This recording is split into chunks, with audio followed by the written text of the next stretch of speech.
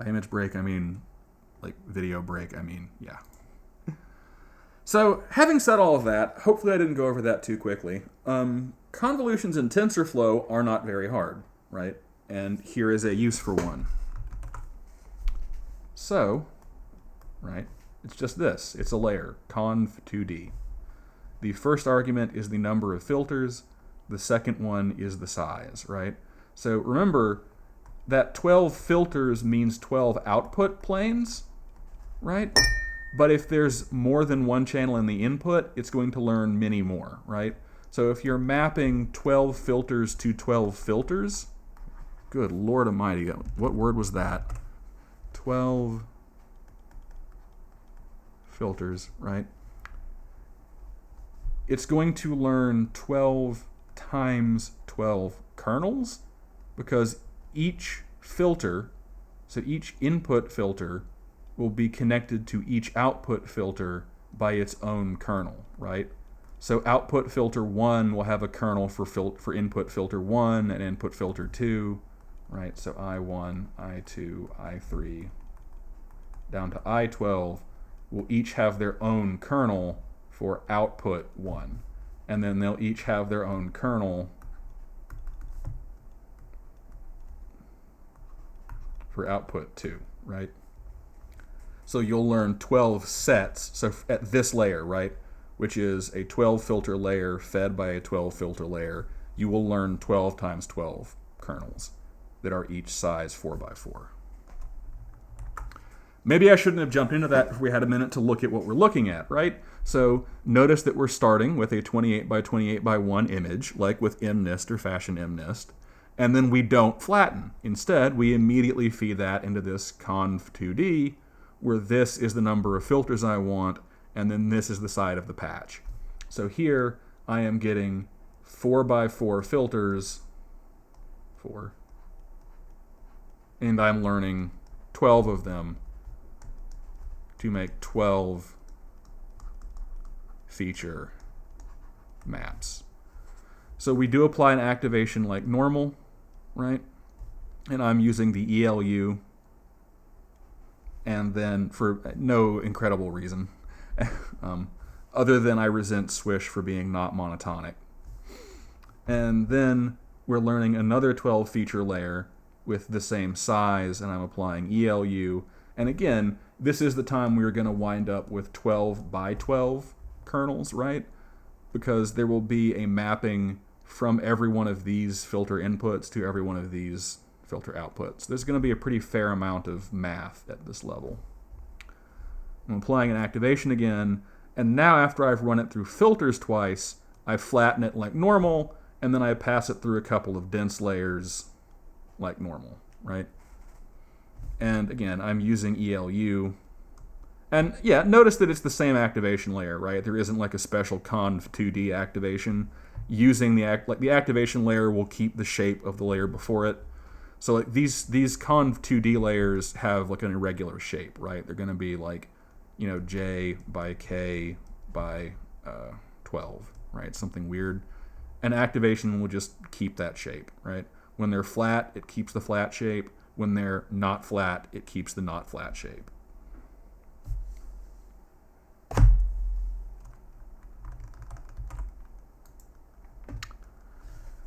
Okay, so each feature plane is a little bit smaller, right, than the previous layer. And we saw that before in that neat little animation, right, where a 5, oh, why is it not full screen anymore? I don't know, plowing forward.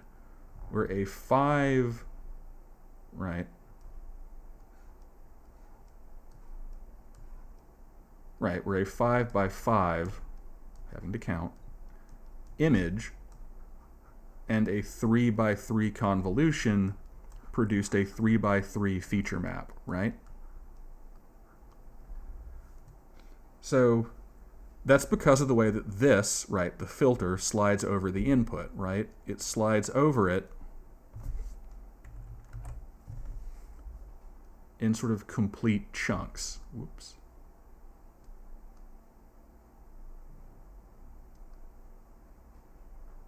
And so it stops, see, because if it went any further, it would have to go over the edge. right? So there's kind of a, well, so the actual relationship there is that if you have a k by k square filter and an n by n input plane, then the resulting output plane, or feature plane, or feature map, and I'm sorry that each one of these things has so many damn words and I use them all interchangeably. I'm very sorry. So the resulting feature map is n minus k minus 1 to a side, right? So 5 minus 3 minus 1, which is 5 minus 2, which is 3, right? And if the image were bigger, right, so if the image were 10 input and the filter were size 4, then the output would be 10 minus 3, right, 10 minus 4 minus 1, 10 minus 3, 7 by 7, right, 7 to a side. Or, equally, a 4 by 4 filter applied to a 24 by 24 input, just like we were doing, right, produces an output. Let's see if we can get not icier in yellow. Good enough. That is 24 minus 4 minus 1, or 21 to a side, right? So it's still square. It's 21 by 21 by... We'll worry about that later. 21 by 21, right, is the size of each of the feature planes, right? And if I'm learning 12 filters, then the whole layer, right, consists of 12 feature planes. Each one is 21 pixels. Well, hold on. Let me move that somewhere else, right? So if I'm learning, let me get a better color. So if I'm learning 12 filters, right, then the entire layer is 12 filters times 21 pixels across for the feature map times 21 pixels high, right, is whatever that number is. I don't have a calculator in front of me, right? That is how many output units the layer has.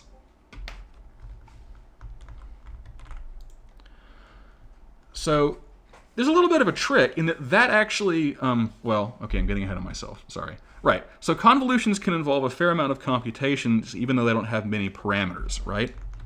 So we just said, right, that if I'm learning 12 filters of size 4 by 4 over a 24 by 24 input, then my total number of output units is 12 times 21 times 21. How many weights do I have? My cat has decided it's feeding time. Hello. How many weights do I have? Well, each filter... Ow. Kitty is very insistent that it's feeding time. Each filter is defined by the same set of 4 by 4 weights that we use over and over again, right? So even though we have 12 times 21 times 21 output units, we only have 12 times 4 times 4 weights. So the number of weights we have to learn, right, and our model capacity, right, so our number of parameters, right, which is theta, is smaller, right? Because even though we have a bunch of output units, they're sharing weights, right? They have the same weights. And so the number of weights and our model capacity is lower, right? It's 12 by 4 by 4. And now I actually am going to go to the other monitor. I'm going to... Great. Use IPython as a graphical calculator while you can't see me. And very quickly, 12 by 21 by 21. Okay. And 12 by 4 by 4. All right. So I just did the math. This is 5,292 outputs, but only 192 weights, right? So we can see that we have minimized our number of parameters, right? We have a small number of parameters here. Oh, right. And if there are 12 inputs, then we have an additional 12 for the count of inputs, but that's still many fewer parameters, right? There's a catch, though, in that you have to do a lot of math to compute all of those output units. How much math do you have to do? Thank you, me. Yeah, let's do some math here. And I think the intent is that you can skip to the end of this video if you don't want to see me do the math, right? So I'm going to make a video break after I do the math.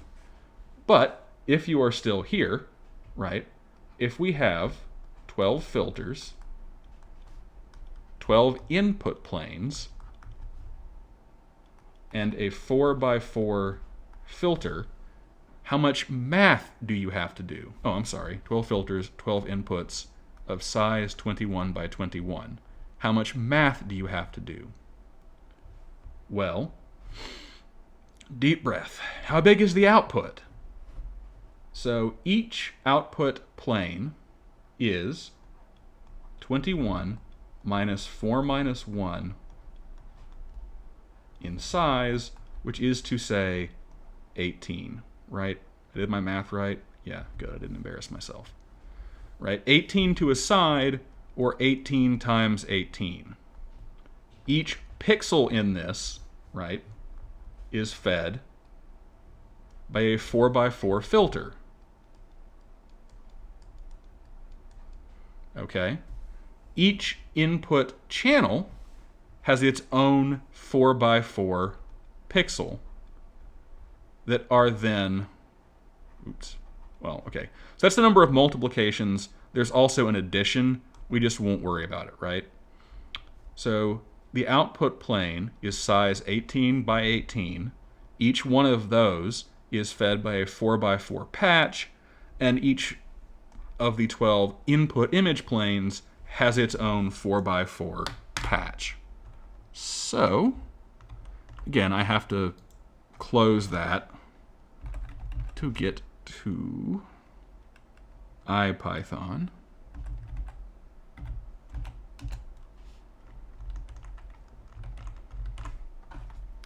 That is a grand total of 62,208 multiplications and some number of floating point additions that I skipped, right? But how many parameters are there? Well, that's a slightly smaller number, right? So remember, every one of these 18 by 18... Oh, actually, hold on. I forgot something. Can you spot what? I forgot the fact, so pause a minute if you want. I forgot the fact that there are 12 outputs. So each of the 12 outputs is 18 by 18 pixels, fed by a 4x4 pattern over each of the 12 inputs. So let's multiply that number by 12 again. There we go. So that winds up being 496. Okie dokie. And let me get a different color that won't sear our eyes. 746,496. The reason for the confusion over the color is that I don't have a color palette. What happens is Control 1, Control 2, Control 3, Control 4 is a different color, and those are defaulted to something in the configurations, and I haven't memorized them yet. So I'm like, all right, what's Control 5? All right, good, it's lime green. Better than purple, yeah. Okay, so how many weights do we have? Well, that's a much smaller number. Each of the 12 filters, right, the 12 output filters, has an individual kernel. Okay, so each one of the 12 output filters has a 4x4 patch, right? But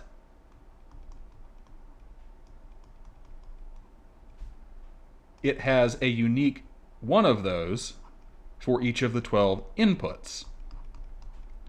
So we can see that this is smaller than this by this.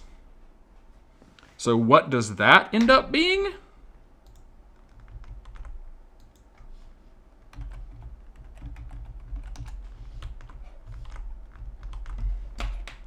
there are only 2,304 parameters or weights. It's off the bottom of the screen, right? So our operations are up to shy of 1 million, right? About 750,000, but our parameters are only 2,000, okay? So we can see we have constrained our network's capacity, right, by constraining the number of parameters it has to learn. But we still have a lot of math we have to do. There are still a bunch of computations involved in the forward pass here, right? There are at least 746,000 floating point multiplications in the forward pass. I say at least because, again, that's with me leaving off the addition at the end, right? But there are only 2,000 parameters.